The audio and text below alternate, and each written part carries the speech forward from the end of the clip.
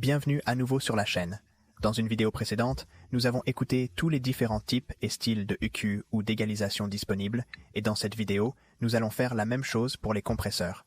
Nous allons écouter tous les styles principaux et lequel peut être le mieux adapté à une tâche particulière. Alors, ne perdons pas de temps et y mettons tout simplement. Il y a 4 types de compresseurs que nous allons examiner aujourd'hui: gras, VCA, tube et optique. Et bien qu'ils visent tous à contrôler ou à modifier la dynamique d'un signal, ils le font tous de manière très différente. Que ce soit l'utilisation de tubes ou transistors, ou de lumière et de photodiodes, ils écoutent tous l'interprétation et l'application de réduction du gain de différentes manières, et cela produit un son différent. Nous allons commencer par prendre une écoute d'un compresseur de graisse, en particulier l'amplificateur émetteur 1176, car c'est de loin le compresseur de graisse le plus populaire jamais produit. Ceux-ci sont généralement connus pour avoir un son poinçant et audacieux, mais il y a quelques pièges dont vous devez être conscient lors de leur utilisation afin d'obtenir le son que vous recherchez. Alors commençons par écouter un kit de tambour. Traitez cela et vous entendrez le son très distinctif de ce compresseur.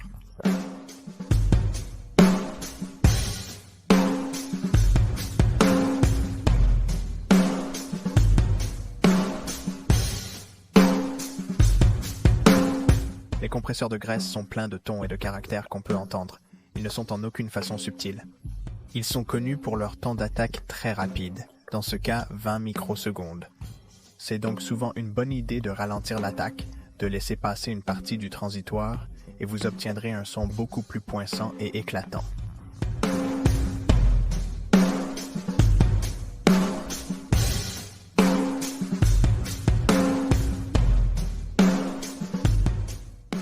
C'est vraiment amusant, donc facile de surpasser ce style de compression. Tant d'ingénieurs l'utilisent souvent en parallèle ou avec un contrôle de mix pour mélanger une quantité de ce signal surcompressé, ajoutant beaucoup d'énergie et de style à l'enregistrement.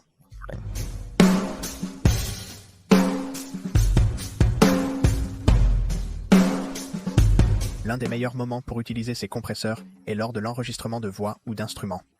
Je trouve que cela donne à un artiste une terrible confiance pour contrôler un peu ses dynamiques.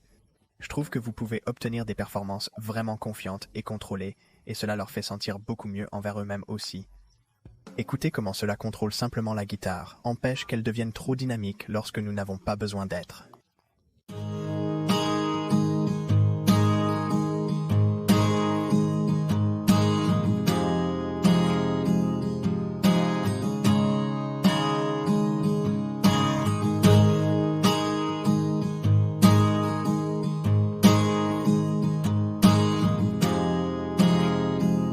Vous remarquerez que j'ai une attaque lente et la sortie rapide, et un problème que je trouve est que souvent les gens les régissent trop vite lors de l'attaque et trop lent lors de la sortie, puis vous pouvez transformer un enregistrement en bouffage très rapidement et il est difficile de le récupérer quand ça semble comme ça.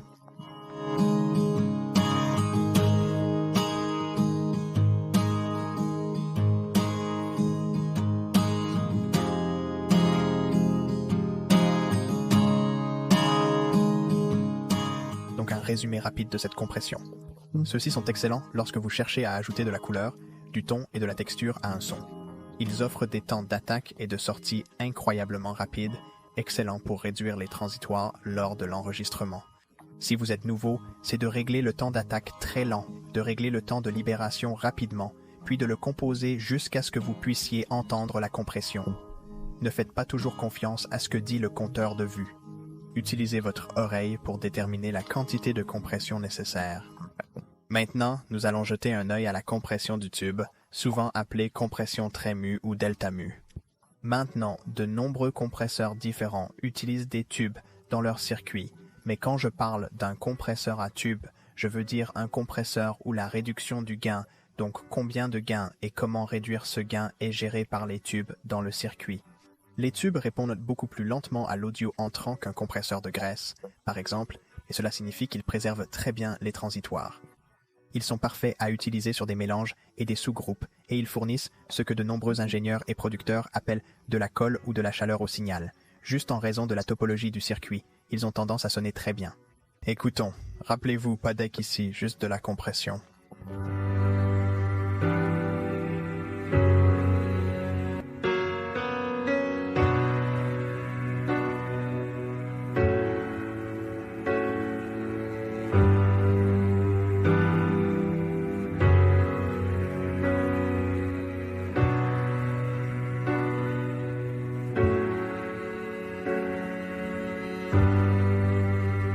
compression était transparente et le circuit a embelli le ton de l'enregistrement, l'équilibre tonal semblant équivalent à avoir appliqué un EQ à réchauffer un peu l'audio. Ces compresseurs excèdent également sur des mélanges entiers, utilisables aussi individuellement, par exemple pour des voix. Après un compresseur ou limiteur plus rapide, vous pouvez l'utiliser pour lisser la moyenne du signal et simplement faire sembler tout un peu plus chaud et un peu plus lisse.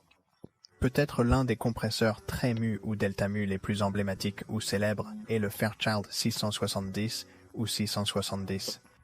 Et je dois admettre qu'il n'y a rien qui ressemble au matériel. Aucune des assurances récréatives ou de plug chapeau n'est encore pleinement là.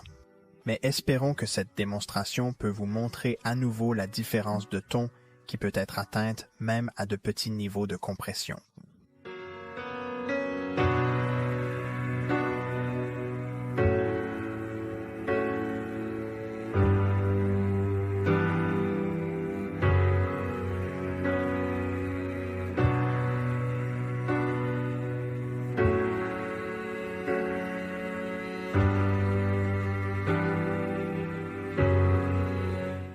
Pour résumer la compression de tube, souvent temps d'attaque et de libération plus lent, ce qui laisse passer les transitoires, est peut-être idéal pour un mélange global. Et bien que la compression elle-même puisse sembler assez subtile ou transparent, les effets du traitement et des circuits n'ont rien que transparent et vous pouvez attendre à un changement considérable de l'équilibre tonal, potentiellement devenant plus chaud ou encore plus lumineux.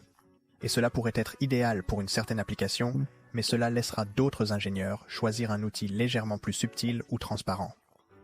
Le prochain compresseur que nous allons examiner est le compresseur optique ou optique, et en particulier la 2A, car il s'agit probablement du compresseur optique le plus célèbre jamais fabriqué.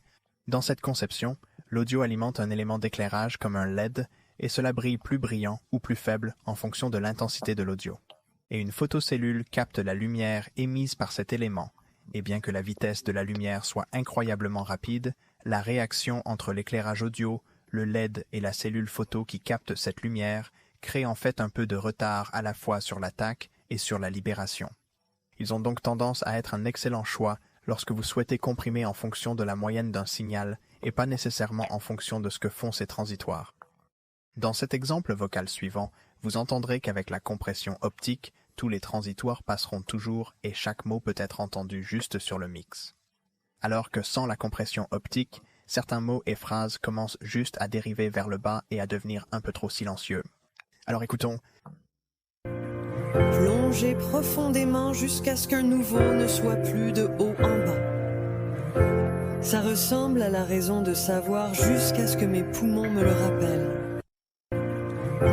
Plongez profondément jusqu'à ce qu'aucun nouveau ne paraisse.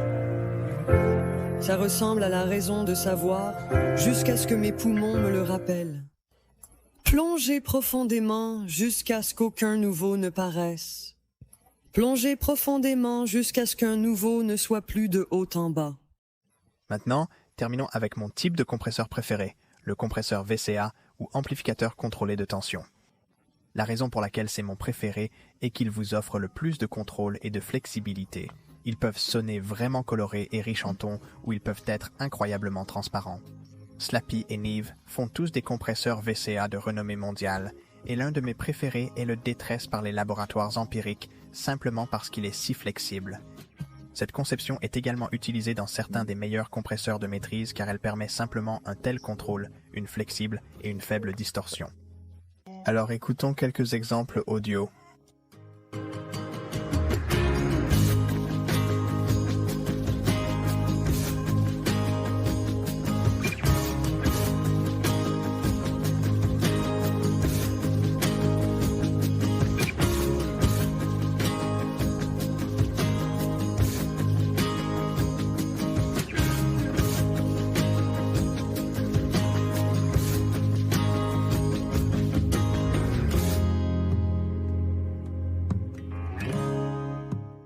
Vous pourriez entendre comment cela a amélioré le caractère sonore du mix, apportant plus de dimensions et de détails également.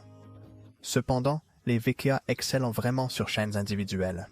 Chaque fois que vous voulez une compression qui peut sonner un peu plus transparent, contrôlez vraiment la dynamique sans transmettre trop de tons, ces derniers peuvent souvent être votre meilleur ami.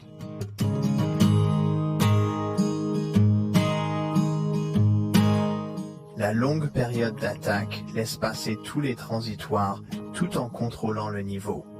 Mais si je réduis le temps d'attaque, vous pouvez l'entendre écraser tout le signal.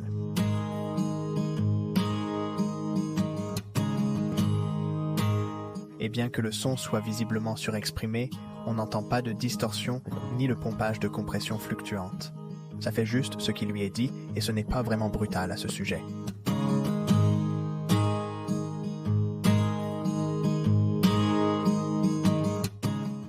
Pour résumer la compression VCA, elle offre généralement le plus de contrôle et de flexibilité sur votre seuil de libération d'attaque et la réduction du gain. Il peut souvent sonner le plus transparent et c'est parfait pour les pistes individuelles, mais aussi pour le mix entier ou le traitement master. Cependant, il n'est pas toujours transparent car selon la conception du compresseur, il peut y avoir d'autres composants qui aident à ajouter beaucoup plus de caractère, de chaleur, de luminosité et de saturation.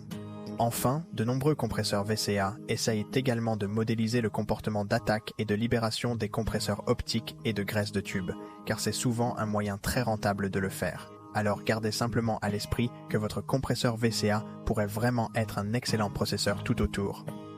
C'est tout pour aujourd'hui. Veuillez regarder mes vidéos sur la compréhension des compressions pour composer les différentes commandes sur ces compresseurs et obtenir les résultats recherchés.